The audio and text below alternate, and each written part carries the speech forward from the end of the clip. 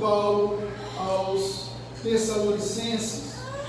E essa foi nas semanas, logo depois que a gente voltou de férias, eu orando, voltou para Foz ainda de férias, foi o livro que eu escolhi para o meu devocional. E não só isso, perguntando ao Senhor também, dentro daquilo que a gente tem orado e pensado e olhado para nós como igreja, aquilo que a gente deseja ver acontecer, foi uma direção de Deus a gente tratar essa carta, tratar esse livro. Então, nos próximos domingos, nós vamos estar expondo aqui a carta de Paulo aos Tessalonicenses. E por que essa carta ela é atual? Por que a gente vai trabalhar com ela? Paulo está escrevendo para uma igreja recém-formada. Quando essa carta é escrita para essa igreja tinha talvez 1 ano de vida. Era uma igreja vibrante, era uma igreja que estava atuando ali na cidade, era uma igreja que estava trazendo e experimentando uma forma, um movimento de Deus no meio dela, mas também era uma igreja que tinha algumas necessidades. Era uma igreja que estava enfrentando perseguição. Então Paulo escreve para consolar e confortar essa igreja no meio da perseguição, para ter certeza de que a fé deles resistiria a toda a resistência que eles estão vivendo. Cada um de nós aqui precisamos de ânimo no nosso dia a dia, na nossa caminhada de fé. Talvez nós não estejamos enfrentando perseguições como os nossos irmãos enfrentavam, mas enfrentamos lutas e tribulação no nosso dia. Então, na carta de Tessalonicenses, nós vamos encontrar conforto e consolo para esses momentos de luta, de ansiedade, de inquietude que a gente vive e que a gente experimenta. Então Paulo está escrevendo para eles. Paulo está escrevendo também porque Paulo está exortando e corrigindo algumas formas de pensar e viver da igreja. Irmãos, olha só que interessante. Quando a gente olha para uma organização qualquer, quando você olha para uma empresa, para uma associação, para uma ONG, para uma missão, para uma igreja, eu estou falando agora em termos de organização. Quando essa igreja, quando essa organização nasce com uma visão, ela nasce com uma missão, ela nasce com propósitos. Se você trabalha em empresas multinacionais, se você trabalha, por exemplo, eu creio que a Itaipu deve ser assim, você tem lá que saber qual é a missão da empresa, qual é a visão da empresa. Constantemente você vai sendo submetido a treinamento para relembrar os valores da empresa. Por que você trabalha, por que você faz, o que você faz, aquilo que você faz precisa acompanhar da filosofia daquela empresa para que você atenda então bem esse serviço. Então toda empresa tem um ciclo, toda organização tem um ciclo. Ela atinge o seu ponto máximo de crescimento e depois ela começa uma curva descendente. É nesse momento da curva descendente que ela precisa se reinventar. Ela precisa relembrar os seus fundamentos. E muitas dessas organizações se perdem, porque ao relembrar os seus fundamentos, ao invés de relembrá-los, eles se reinventam.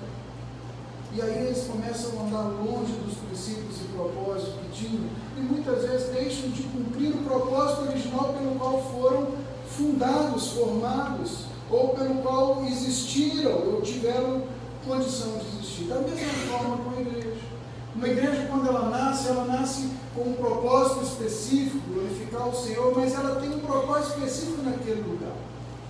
Enquanto a equipe pioneira está ali, enquanto elas estão ali pregando, enquanto você tem uma equipe que conhece e que essa igreja vai crescendo, enquanto ela tem um número tranquilo de você trabalhar, de lembrar, de acompanhar, ela vai experimentando algo e experimentando um crescimento. Mas depois de um certo tamanho, fica muito complicado de se acompanhar pessoalmente. Então a gente precisa de novo exortar e corrigir e lembrar as bases da nossa fé. É o que Paulo está fazendo aqui. Ele está lembrando, corrigindo, ele está falando de assuntos que ele tinha tocado. Nós vamos ver, ele tocou na primeira vez que ele veio a Tessalônica, então ele fala sobre esses assuntos, e esses assuntos geram uma certa ansiedade no povo, e depois ele tem que escrever uma segunda carta para explicar direitinho como vai ser essa coisa do dia do Senhor. Então é uma carta também que vai trazer para a gente exortação, que vai trazer para a gente correção na nossa maneira de viver. Por isso, o subtítulo da série é esse: Vivendo de modo digno até o retorno de Cristo. Os Tessalonicenses precisavam entender que há um modo de viver, há um modo que se espera que eu e você vivamos. Paulo vai falar isso várias vezes em suas cartas. Vivam de modo digno ao chamamento que vocês tiveram, aquilo que Deus te chamou para fazer. Então nós temos que entender que para nós que somos cristãos, não existe só uma mensagem que nós pregamos, mas a nossa vida precisa acompanhar essa mensagem. A conversão faz isso em nós. Ela transforma não só o que nós pensamos e cremos, mas transforma a nossa ação. Nós passamos a agir de uma determinada maneira. Nós passamos a agir em conformidade com o Senhor. Nós deixamos algumas coisas para trás, nós assimilamos coisas novas, nós começamos a viver de alguma maneira, e essa maneira precisa ser de modo digno da vocação que nós fomos chamados. Então, o que você deve esperar dessa série? Espere ser encorajado a uma vida cristã genuína e crescente, mesmo diante das dificuldades que você enfrenta. Espere ser exortado a viver de modo digno. Espere ouvir palavras que vão renovar a sua esperança sobre o futuro, sobre o dia do Senhor, sobre o seu chamamento, sobre a salvação, sobre aquilo que ansiamos para o futuro. A Tessalonicenses, a primeira e segunda epístolas, irmãos, é a carta mais, o trecho de escritura mais escatológico que você tem no Novo Testamento, mais até que Apocalipse. Você quer saber dos últimos dias, 1ª e 2ª Tessalonicenses? Se você está preocupado com todo o ataque do Irã, se a coisa vai acabar, se é a terceira guerra, se não é, Tessalonicenses vai te responder algumas questões sobre o futuro também, sobre aquilo que a igreja e nós devemos ansiar e esperar. Então, até que ele venha, nós devemos viver de forma digna e santa, onde a gente foi plantado por Jesus, para ser uma igreja atuante, relevante, naquele lugar que Deus nos colocou. Por isso nós vamos começar essa jornada em Tessalonicenses. Provavelmente seremos 6 domingos, a gente vai terminar depois do retiro de carnaval. Eu quero te encorajar a vir, a não faltar. Eu quero te encorajar a trazer outras pessoas, a convidar alguém para estar aqui, para ouvir a mensagem e também ser abençoado em nome de Jesus. Você já abriu aí a sua Bíblia, Tessalonicenses, capítulo 1, versículo 1. Nós iremos ler e ficaremos nele hoje à noite.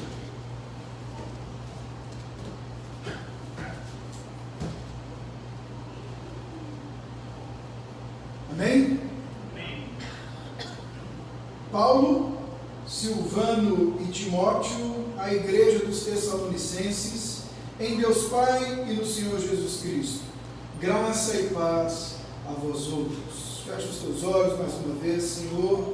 Nós estamos lendo a Tua Palavra e pedimos ao Senhor que fale conosco e que nos dirija, Senhor, nessa reflexão dessa noite. Que o Seu Espírito aplique em nós a Tua Palavra e promova em nós aquilo que o Senhor deseja.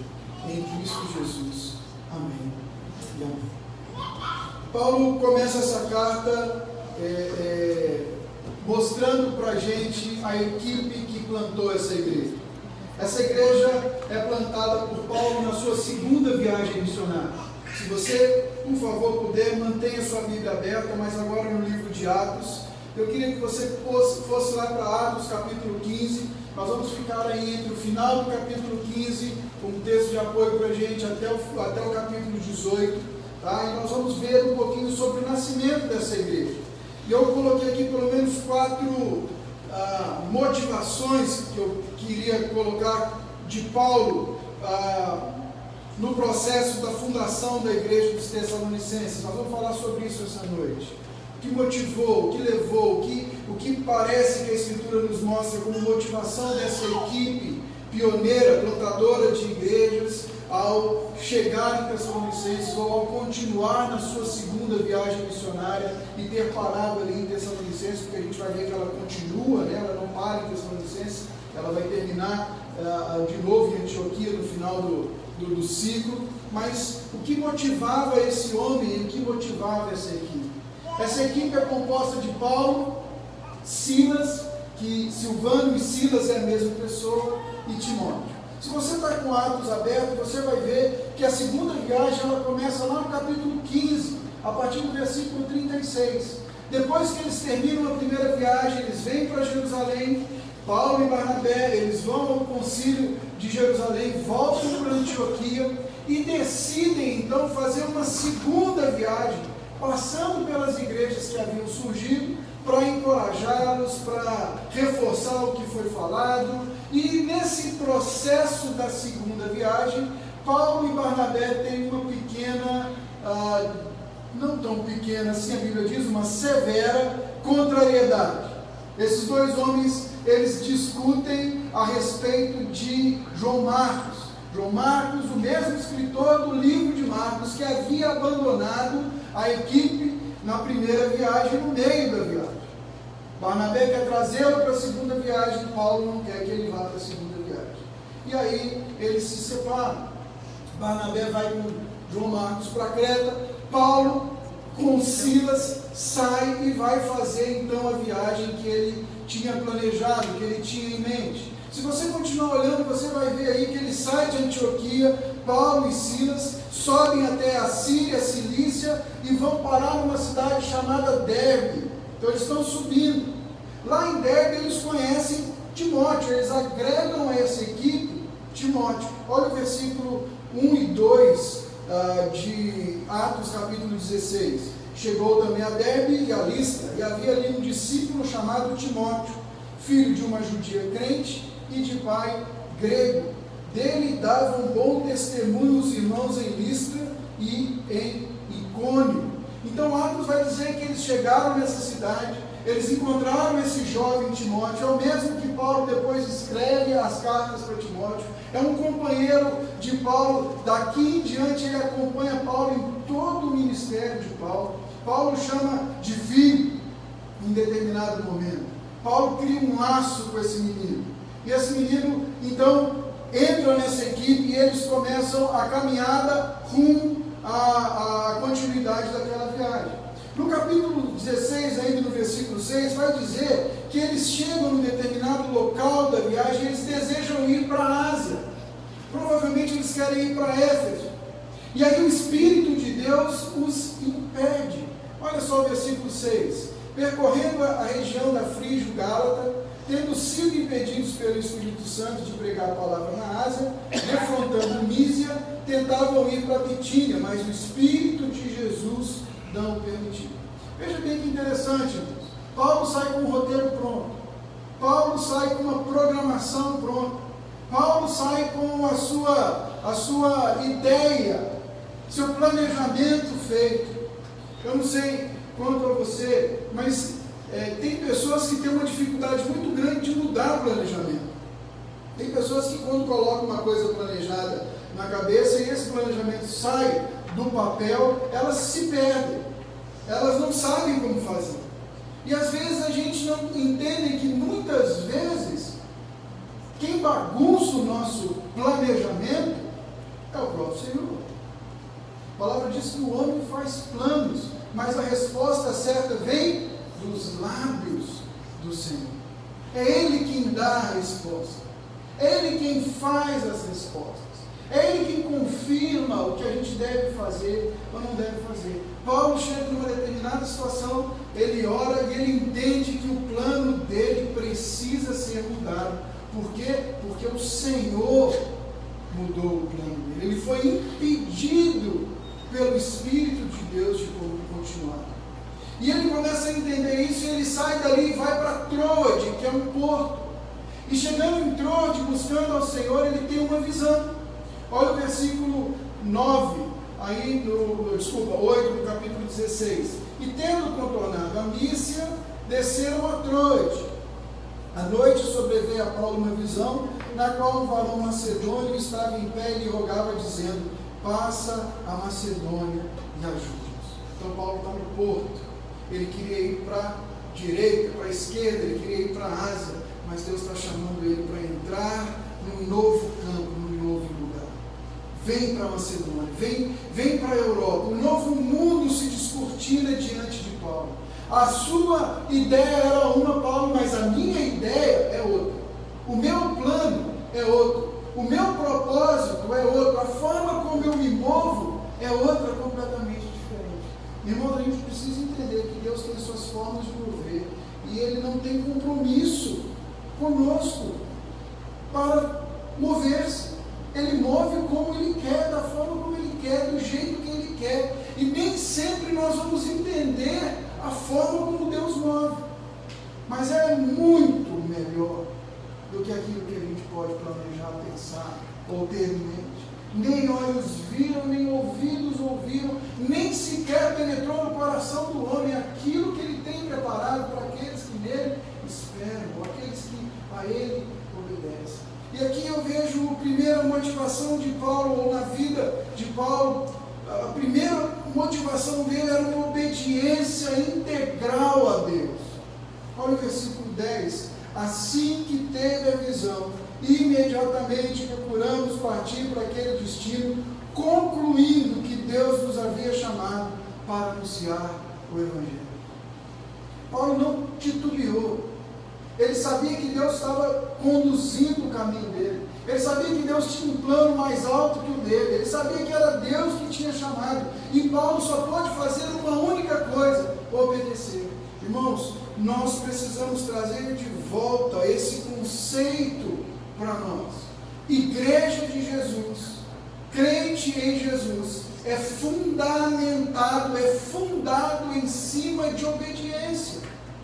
Nós somos chamados, antes de qualquer coisa, a obedecer ao Senhor, a estar dispostos a obedecer ao Senhor. Sabe, irmãos, a gente tem vivido um momento que a gente coloca Deus à prova. Talvez se fosse nos dias de hoje, se o Paulo fosse um de nós e ele tivesse essa visão, ele talvez iria para Deus e diria assim: Senhor, eu quero uma prova para saber se é isso mesmo. Eu vou fazer 3 provas com o Senhor. Se amanhã, quando eu acordar, tiver um passarinho de cabeça para baixo na minha janela, assobiando o hino nacional, eu vou entender que é o Senhor. Se eu tiver todo o dinheiro que eu preciso ir, eu vou entender que é o Senhor. Se todos os recursos estiverem disponíveis, eu vou entender que é o Senhor. Se eu estiver em paz, eu vou entender que é o Senhor. Paulo simplesmente ouviu e teve a convicção de que, primeiro, a resistência que ele estava sofrendo era do próprio Espírito Santo de Deus. Você já parou para pensar isso?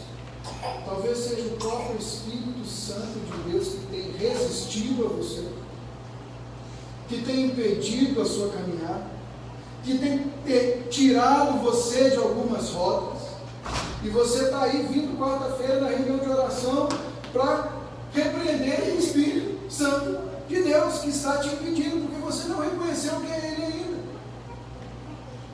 Paulo fundamentou a sua missão, a sua caminhada em cima da obediência. A gente falava para as crianças em King's Kids que a obediência precisa ser a nossa tia, total, imediata e com alegria. É assim que tem que ser a obediência. A gente obedece por completo, o pacote inteiro. Não dá para dizer: Senhor, eu vou te obedecer, mas tem como quebrar esse galho? Tem como tirar esse aqui da equação? Eu vou te obedecer, mas tem como eu não ter problema na caminhada? Eu vou te obedecer, mas depois que eu estiver bom, depois que eu estiver do jeito que eu quiser, agora não, na hora que eu quiser, na hora que eu estiver com todas as condições tranquilas, eu vou te obedecer. Ela tem que ser total, ela tem que ser imediata, e ela tem que ser com alegria. Irmãos, eu acho que uma das coisas mais complicadas é a tal da alegria em obedecer aquilo que a gente não quer. Você já teve essa experiência com seu filho? De às vezes dizer para ele: filho, você precisa fazer tal coisa. Ele fala: mas eu não quero. Você fala: mas mesmo não querendo, filho, você tem que fazer. Aí você vê ele com toda a alegria do mundo, cantarolando enquanto te obedece. É assim na sua casa? Porque lá em casa, não. Lá em casa não era assim. Eu dava um bom trabalho para minha mãe. Estou falando das meninas, vocês assustaram, né, meninas? Elas já olharam, né? Mas é com alegria. E irmãos, você precisa entender que às vezes Deus vai te pedir coisas, e Deus vai colocar situações diante de nós que nós não queremos, que nós não temos paz, que vão nos custar algumas coisas, que vão colocar a nossa reputação em jogo, que vai mexer em áreas da nossa vida que a gente não desejaria que fosse tocado. Às vezes Deus vai colocar a gente em situações que você vai dizer assim, não quero, mas vai assim mesmo, obedeça ao Senhor. Uma outra situação importante que relembrar a obediência ao Senhor me veio à mente enquanto eu planejava essa mensagem, enquanto eu estudava essa mensagem, é que nós temos um conceito muito distorcido, e foi distorcido ao longo do tempo, sobre a vontade de Deus. Veja bem, Paulo sai entendendo que a vontade de Deus seria que ele voltasse para aquelas igrejas e passasse de novo na igreja pequena, ou quando você tem um amigo insistente, que ele vem e ele começa, me dá, e você fala, não, mas me dá, eu quero, não, já viu criança assim? Eu quero, não, até que você não aguenta mais. E aí o que você faz para ele parar de te incomodar? Então vai. E aí você vai brigar com ele depois, ele fala, mas você deixou. Na verdade a gente não deixou. A gente se irritou. Mas gente, com Deus não funciona assim. Sabe como é que normalmente funciona com Deus? A gente começa a ir para o Senhor, e a gente começa a falar com o Senhor, e ele responde, ele diz não uma vez, ele diz não duas vezes, na terceira vez talvez ele já não fale mais nada. E aí você assume que ele deixou você escolher. E aí você vai escolhendo, mas ele já disse não. E depois a coisa dá errado. E você fala, Senhor, mas por que Deus permitiu? Por que Deus me deixou passar por tudo isso? Querido, se Deus te deixou passar por algo para aprimorar o teu coração, glória a Deus, aleluia. Mas às vezes a gente passa por coisas, por desobediência, porque a gente está espiritualizando um conceito que não existe. Deus tem uma vontade, ela é soberana, e Ele revela essa vontade soberana a nós na palavra. Pergunte ao Senhor, porque às vezes algumas lutas, dificuldades que você está passando podem ser frutos de desobediência, podem ser frutos de Deus ter dito não. E você precisa então voltar, consertar, se arrepender e caminhar e lidar com as consequências disso. Não tem outra maneira, não tem outra forma. Você vai ter que lidar com isso. Isso vai retornar, como Paulo diz, todas as coisas cooperam para o bem daqueles que amam ao Senhor. Mas sabe, irmãos, muita gente distorce esse versículo. Ele acha que qualquer desobediência, qualquer coisa errada que ele fizer vai cooperar para o bem daqueles que amam a Deus. Só vai cooperar se você ama a Deus. E o que mostra que você ama a Deus? Que você identificou o processo e o desvio durante o caminho, consertou, converteu-se e caminhou diferente. Aí você aprendeu, da próxima vez você não faz mais. Da próxima vez você não mete mais os pés pelas mãos. O primeiro fator motivador de Paulo é uma obediência profunda. Ele sai de Troade e ele entra então na Europa, ele entra na Macedônia. De lá ele vai direto para Filipos. E lá ele começa a igreja em Filipenses, a igreja de Filipenses, ou que gerou a carta de Filipenses. E a gente vai ver, Atos vai contar para a gente que essa igreja, ela nasceu, ela tomou forma. Essa igreja de Filipenses foi uma igreja atuante, foi uma igreja que Paulo escreveu para ela tempos depois. E a gente vai ver que Atos, ele vai adiantar a história de Paulo ali em Filipenses. Ele não mostra Timóteo aqui em Filipenses, em Filipe, mas Paulo adianta a história para o episódio que resultou da saída de Paulo de Filipenses, de Filipe. Desculpa, gente, porque confunde aqui a cabeça. Em Filipe, Paulo é preso, é açoitado. Como cidadão romano não poderia ter sido açoitado. Ele é preso depois de libertar uma menina que tinha um espírito imundo e que gerava lucros para os seus donos. Então Paulo é preso, Silas é preso, eles são açoitados, a gente conhece a história, eles estão na prisão, louvando ao Senhor. Veja bem, o plano deles era ir para a Ásia. Jesus os manda para Macedônia, na primeira cidade da Macedônia, onde eles estão na cadeia, apanhando injustamente. E o que ele faz? Ele louva. A gente conhece a história, você conhece a história, você pode ler depois.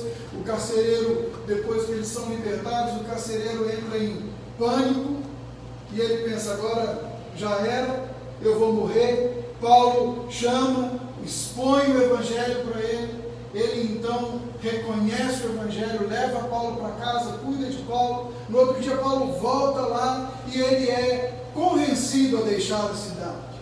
Ele sai de Filipos e ele segue em direção a Tessalônica, 160 quilômetros de distância, uma cidade da outra, por uma via chamada Via Egnatia, que era a principal via do Império Romano, uma via de comércio muito famosa do Império Romano. Domingo que vem a gente vai falar um pouquinho mais sobre isso. Mas aquilo fazia de Tessalonicenses, ou de Tessalônica, uma cidade extremamente importante, uma cidade proeminente, uma cidade rica. Paulo chega nessa cidade e o capítulo 17 vai dizer para a gente que ele chegou na cidade, versículo 1 e 2 vai dizer para a gente que ele ficou por 3 sábados indo até a sinagoga e pregando a mensagem em Tessalônica. Por 3 sábados seguidos ele foi para a sinagoga, ele abriu as escrituras e ele expôs as escrituras. E aqui eu quero colocar para você o segundo fator que eu creio que motivou e motivava Paulo, e motivou a fundação dessa igreja, que é o fator natureza da mensagem que foi pregada. Capítulo 17 vai dizer no versículo 3 que Paulo, expondo e demonstrando ter sido necessário que Cristo padecesse e ressurgisse dentre os mortos, e este dizia, ele é o Cristo Jesus que vos anuncia.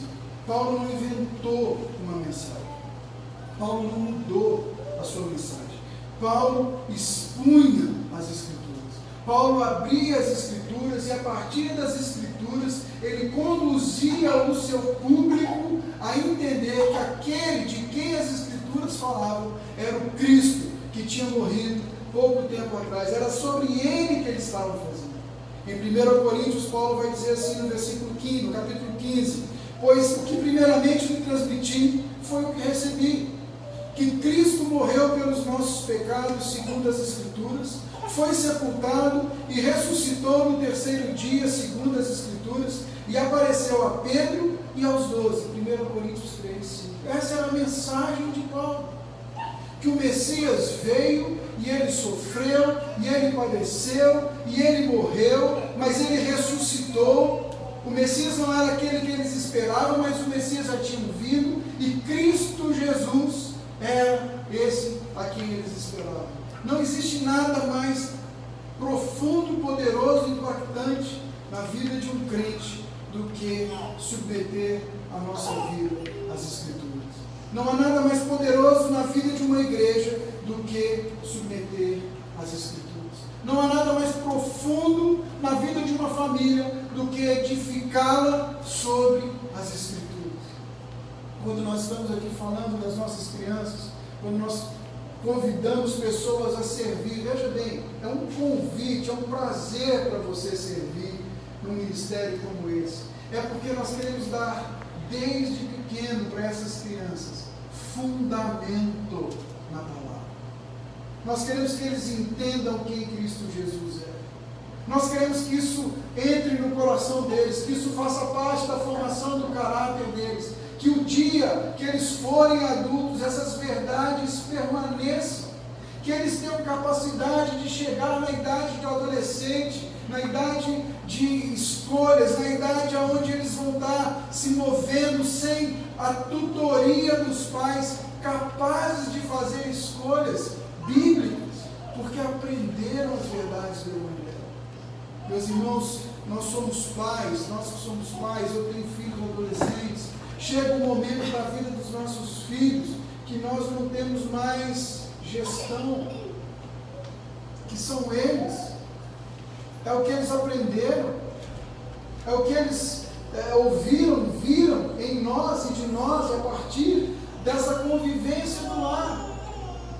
E é muito triste quando a gente conversa com pais que nunca tiveram na mente que deveriam educar seus filhos no caminho do Senhor, e eles querem que o filho tenha uma espiritualidade que eles mesmos não têm. Não funciona. O melhor lugar para você fundamentar a tua família é nas Escrituras Sagradas. O melhor lugar para você trazer os seus filhos, enquanto eles puderem te acompanhar, é na igreja, para que eles escutem as Escrituras, para que eles sejam submetidos às Escrituras, para que eles possam crescer tendo a opção de ouvir, entender a mensagem na sua maneira, e lá, depois, quando ele for adulto, fazer essas escolhas, e essas escolhas vão ser influenciadas por tudo que eles aprenderam na igreja, tudo que eles aprenderam em casa. Sabe, irmãos, eu gostaria de te encorajar nesse novo ano, você que tem família, você que tem filhos, matricule-se na escola bíblica dominical, traga seus filhos para a escola bíblica dominical, não fique em casa, não fique em casa, venha, traga, incentive o seu filho a ter vida com a igreja, incentive o seu filho a aprender mais do Evangelho, porque é isso, no final das contas, é isso que vai formar quem ele é isso que vai dar base para ele. O fator motivador de Paulo era a natureza da mensagem dele. A mensagem dele era uma mensagem transformadora, era o Evangelho de Jesus. Ela é viva e eficaz, ela transforma profundamente.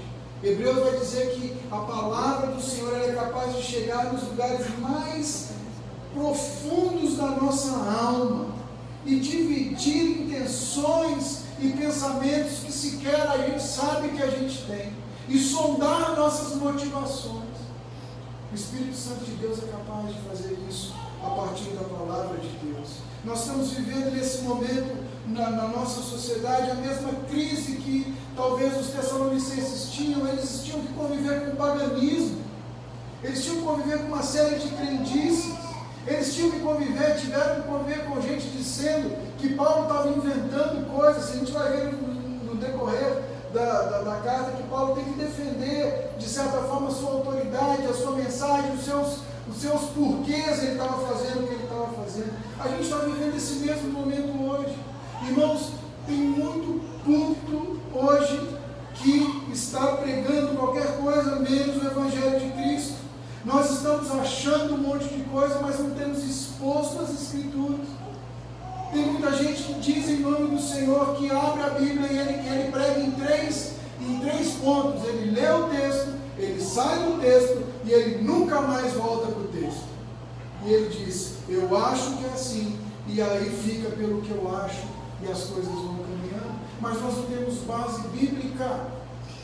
No dia da adversidade, você vai receber no seu WhatsApp uma mensagem com uma frase linda do Chico Xavier e você vai dizer, amém, é de Deus. Porque você não tem base bíblica. Nós precisamos voltar a essa mensagem. O Evangelho de Cristo Jesus é a melhor coisa para nós como igreja. Sabe, irmãos, eu tenho orado, esse é o 3º ano pastoreando essa igreja.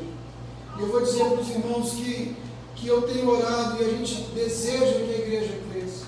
A gente deseja que a igreja encontre a vocação pela qual Deus a plantou nesse lugar. A gente quer ver mais pessoas vindo, sentadas. A gente se entristece quando você chega e vê que os irmãos às vezes não vêm.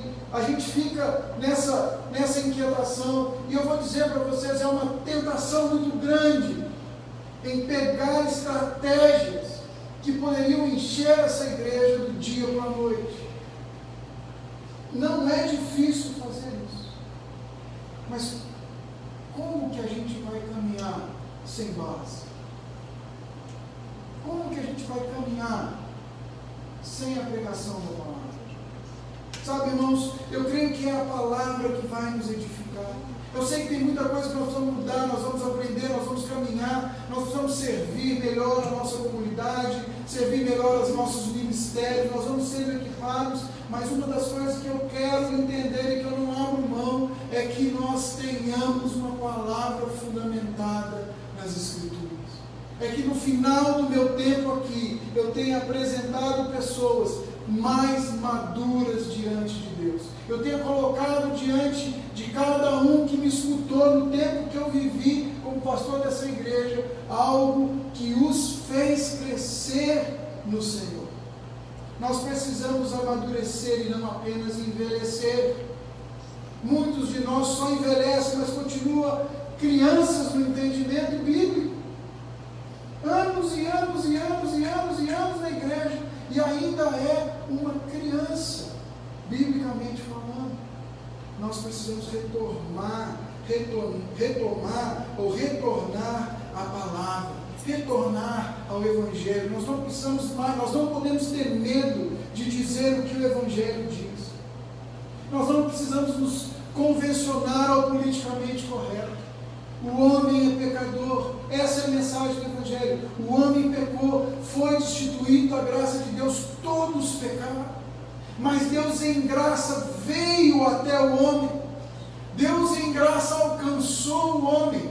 Deus em graça enviou Jesus, que morreu por aqueles que de antemão o Senhor conhecia, pela sua igreja.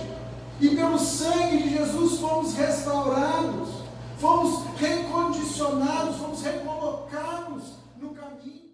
Pelos Tessalonicenses que antes estavam em trevas, os Tessalonicenses que antes adoravam outros deuses, os Tessalonicenses que antes não tinham esperança na vida futura, que não sabiam o que ser e o que viver, agora têm intimidade com Deus, porque eles estão em Deus Pai. É isso que o Evangelho produz em nós. O Evangelho nos inclui em Deus Pai. O Evangelho nos inclui no Senhor. O Evangelho nos coloca num patamar novo. Como diria o Bruno Henrique, é outro patamar. O Evangelho é outro patamar, é outro momento, é outra vida. É vida verdadeira. Então ele está dizendo, vocês estão em Deus Pai, o Espírito Santo de Deus colocou vocês em comunhão com Deus. O Evangelho permitiu que vocês agora tivessem comunhão e vida com o Senhor. E mais do que isso, vocês estão no Senhor Jesus. Esse tema é recorrente para Paulo. Ele fala 164 vezes nos seus escritos sobre estar no Senhor. Para Paulo, nós só estamos salvos porque estamos em Jesus, porque fomos enxertados em Jesus, e foi isso que o Evangelho fez conosco. A comunhão com Cristo nos coloca em contato com todas as bênçãos espirituais que nós temos nos lugares celestiais em Cristo Jesus, como Efésios fala para a gente. Por causa de estar em Cristo, nós somos transformados segundo a imagem do seu Filho, como Paulo escreve em Romanos 8, 29. E assim nós desfrutamos da graça de Deus. E mais do que isso, Paulo está dizendo, está convidando essa igreja, está dizendo que essa igreja entendia o senhorio de Jesus. Vocês estão em Deus Pai e no Senhor Jesus Cristo. Champlin ele escreve o seguinte: ora, ninguém tem a Jesus como Salvador, se não o tem como Senhor. Irmãos, a gente precisa retomar o senhorio de Cristo Jesus em nossa vida. Não somos nós que conduzimos. Na quarta-feira, ao expor aqui para o pessoal do Mission Adventures que veio para o encerramento, eu estava falando sobre um momento quando Pedro chama Jesus de canto e diz: Senhor, o Senhor não vai morrer. Não vai morrer. Não fala assim. O Senhor não está entendendo, Jesus. E Jesus olha para ele e fala assim: para trás de mim, Satanás, arrega. Em outras palavras, Jesus está dizendo: você não conduz. Quem conduz sou eu. Eu que caminho, eu que conduzo, você me segue. Se você quer me seguir, toma a sua cruz e vem atrás de mim. Nós precisamos retomar o senhorio de Jesus. Nós precisamos retomar o conceito de que Ele é dono da nossa vida. E de que a gente precisa dar toda a nossa existência a Ele. Nós precisamos submeter a Ele todos os momentos e todos os planos, intenções, desejos do nosso coração. O senhorio de Cristo Jesus é um dos alicerces pelo qual essa igreja foi fundada, a igreja de Filipenses. E, finalmente, o quarto fator motivacional está lá no capítulo 17 de Atos, que é a dinâmica e o impacto que o Evangelho tem naqueles que o servem. É interessante a gente ver que Paulo prega na sinagoga por 3 semanas, ele consegue, através do Espírito Santo aplica essa mensagem. O versículo 4 vai dizer que alguns deles, dos judeus, foram persuadidos e unidos a Paulo e Silas, bem como uma numerosa multidão de gregos, piedosos e distintas mulheres. Atos 17:4. Então, a audiência de Paulo cresceu, as conversões aconteceram, e aí as pessoas começaram a se incomodar. O restante do capítulo vai dizer que os judeus, movidos de inveja, arrumaram alguns que estavam ali desocupados e foram contra Paulo.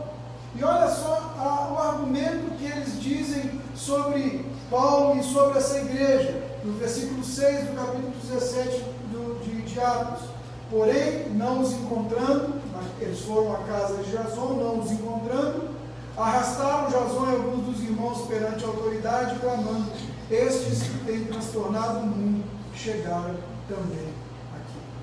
Esses que estão transtornando, esses que têm causado alvoroço, chegaram até aqui. Aonde o Evangelho era pregado, aonde a igreja de Cristo Jesus começava a tomar forma, aonde o Evangelho do reino de Deus chegava, havia uma transformação ao seu redor.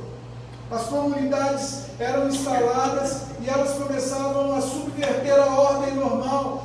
Não era mais os deuses antigos que eram celebrados, agora era o Deus de Israel, era o Deus e Pai de Cristo Jesus. Agora não se celebrava mais a César como o Senhor, agora dizia-se: Jesus é o Senhor. As coisas começaram a mudar. Essa comunidade não tinha mais medo da morte, essa comunidade não tinha mais nada a perder. Um dos comentaristas, falando sobre Atos 2, ele disse que a maior contribuição que essa igreja de Atos deu, essa igreja desse tempo deu, é que ela perdeu o medo de perder. Ela entendeu que Cristo era tudo que eles tinham e precisavam. Que o morrer em Cristo era lucro. Que morrer em Cristo era prêmio. Então não tinha mais o que tirava deles, o que amedrontava-os, porque eles não tinham o que perder. Então eles deram sua vida. Hebreus vai dizer que muitos foram cerrados pelo meio, mortos à espada. A história nos diz de tantos que foram jogados às feras e morreram, sim, celebrando o seu Senhor. E cada mártir que o sangue caía no chão era um grande número de convertidos que vinham ao Evangelho, de gente que conhecia a Jesus. Porque o Evangelho é poderoso, o Evangelho é dinâmico, o Evangelho transforma, o Evangelho muda a circunstância, o Evangelho muda a situação. O Evangelho, quando ele entra numa casa, ele transforma a casa por inteiro. O Evangelho, quando entra numa casa, ele transforma um cachaceiro em pai de família. Ele transforma um usuário de droga em um homem decente. Ele transforma um mau caráter em um homem direito. Ele transforma um mentiroso em um amante da verdade. Ele transforma um mau funcionário em um homem exemplar. Esse é o Evangelho, irmãos. Esse é o Evangelho, ele subverte a coisa. O Evangelho diz que não é sobre o meu, é sobre o que eu tenho para dar para você. O Evangelho é generoso. O Evangelho é contra o egoísmo latente de a minha vida ser mais importante do que o outro. O Evangelho é sobre sentar e chorar as dores com alguém. O Evangelho é sobre celebrar as vitórias do outro como se minha fosse. O Evangelho subverte tudo aquilo que o mundo diz para a gente como normal. O Evangelho, ele diz para a gente que nós somos o primeiro a reconhecer as nossas falhas. O Evangelho nos incentiva a isso. O Evangelho nos incentiva a servir ao outro. O Evangelho nos incentiva a ser suporte um para o outro. O Evangelho nos incentiva a virar a outra face. O Evangelho nos incentiva a andar na segunda milha. O Evangelho nos incentiva a dar a outra túnica. O Evangelho nos incentiva a colocar os nossos bens e vida à disposição da obra do Senhor e à disposição do Senhor. O Evangelho subverte. No momento onde a gente é ensinado a juntar, porque a segurança está em juntar. O Evangelho diz que quanto mais você se doar, mais seguro você vai estar, porque você vai estar se doando a causa correta da pessoa correta. O Evangelho é sobre isso. O Evangelho é subverte. E essa igreja entendeu. A igreja de Tessalonicenses entendeu. Nós vamos ver no domingo que vem que Paulo vai dizer como era a fé deles, como eles eram no meio, como era o testemunho deles naquela comunidade que eles viviam. Por quê? Porque o Evangelho é dinâmico. O Evangelho é dinâmico. Ele impacta o lugar que eu estou. E eu quero terminar com 4 aplicações para você dentro disso que nós ouvimos. A primeira delas que eu quero deixar para você é o seguinte: Deus continua usando pessoas. E eu já falei aqui uma vez, pessoas simples, pessoas ordinárias, vamos dizer assim, normais, mas Deus continua usando pessoas dispostas a obedecer. E igreja precisa ser um ajuntamento de pessoas que têm como prioridade obedecer a Deus. Igreja é um ajuntamento de pessoas que têm como prioridade obedecer a Deus. Nós precisamos estar atentos, buscar a vontade de Deus e caminhar em obediência. Passos diários pequenos de obediência. Não estamos falando de coisas sobrenaturais, irmão. Nós estamos falando daquilo que você já sabe que tem que fazer e que precisa fazer. Daquilo que você já sabe que tem que se posicionar e que precisa se posicionar. Daquilo que você fica fingindo que não é com você, mas que Deus não falou que você precisa se consertar nessa área. Pequenos passos de obediência, diários. É assim que a gente se move. Segunda aplicação que eu queria falar para você é que Deus revelou a sua vontade e a forma de viver nas Escrituras. Portanto, eu e você precisamos conhecer e incluir a palavra na nossa rotina de vida. Gente, eu sei que é chato, é extenuante, parece maçante, mas eu vou te dizer mais uma vez: você precisa ter vida devocional.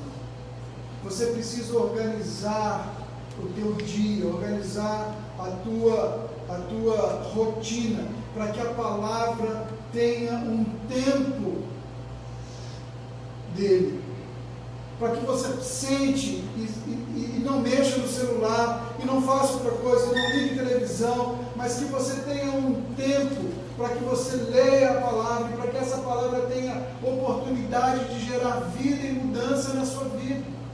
Eu não sei, nenhum de nós tem uma vida tão corrida que não possa parar 15 minutos do dia para fazer um devocional. Que não possa acordar mais cedo, ou desligar a televisão, ou na hora do almoço, desligar o celular. Cada um de nós pode achar um momento do dia aonde vai parar todas as coisas e estar diante da palavra. Irmãos, existem ferramentas fabulosas hoje em dia para isso. Tem um aplicativo chamado YouVersion. Ele tem plano de leitura bíblica. Você pode baixar um plano de leitura bíblica. Você vai ler a Bíblia em um ano. Você pode ler a Bíblia em 3 meses. Você pode ler um plano de novos convertidos, plano para casamento. Tem plano de leitura bíblica para tudo que você quiser. A Juliana mandou as mulheres da igreja, estão fazendo um plano de leitura bíblica. Ano passado leram a Bíblia inteira. Esse ano já começaram de novo. 15 minutos por dia que você para ler as Escrituras. Você vai chegar no final do ano e você vai ter lido a Bíblia inteira. Quantos de nós aqui estão há 30, 35, 40 anos na igreja e nunca leram as Escrituras inteiras? Nunca conseguiram conectar as histórias das Escrituras. precisamos entender que a vontade de Deus está revelada nas Escrituras. Sabe por quê? Esse dia eu estava navegando na internet, no Facebook. E aí estava lá um canal, lá, um grupo lá que eu sigo, que estava fazendo uma live. Grupo de carro, compra, venda de carro. Então eu cliquei para ver qual que era. Achei que era uma live de venda. Era um irmão, deve ser o administrador do grupo, ele estava pregando. E ele não estava só pregando, ele disse: eu estou entregando agora as profecias de Deus. E eu fiquei ali assistindo. E aí ele falava, acho que a pessoa curtia, ele falava o nome da pessoa e ele mandava uma palavra para aquela pessoa. Ó, Ricardo, você que curtiu agora, o Senhor está te vendo, Ele está te ouvindo, e Ele vai fazer assim, assim, assim, assim na sua vida, e assim, assim, assim. Irmãos, absurdo. Absurdo. Mas por que isso nos cativa? Por que muitos de nós têm essa relação com Deus? E às vezes você vai ver coisas que revelaram, que estão revelando por aí, que não está nas Escrituras. Você vai ver coisas que estão revelando de tempos, de hora, de momento, que não estão nas Escrituras, que Deus nunca falou, que Deus nunca disse. Você tem que provar as coisas pelas Escrituras. Como que você não vai ser enganado se você não sabe o que está escrito? Você precisa se dedicar às Escrituras.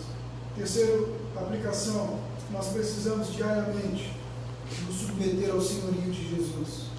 Isso nos convida a uma busca pelo Espírito Santo de Deus.